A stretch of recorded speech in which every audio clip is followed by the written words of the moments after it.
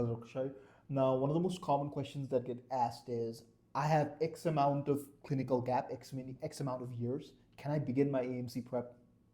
All right. So, I mean, it's a very common thing actually because a lot of people they started living in Australia and they surely does have gap in terms of like because gap means what actually? Gap means they're not working clinically in the into the hospital, but they might be working in maybe in McDonald's or some places actually. So first of all, having any job first of all is better. I mean, rather than not doing anything actually.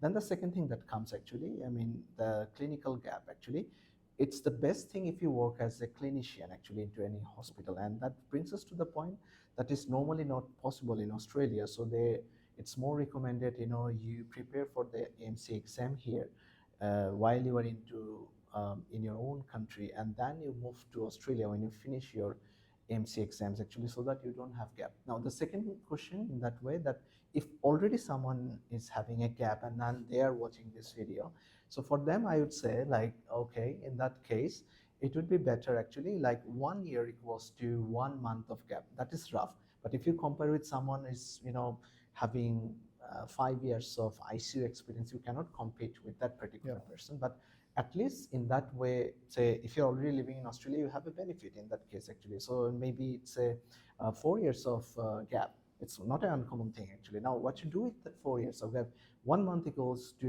1 year equals to 1 month. So for them it is recommended you come back to your home country and do like a 3 months or 4 months of like a observership or clinical training, whatever you can actually. And then this is called the recency. So clinical gap and the word recency is quite interrelated.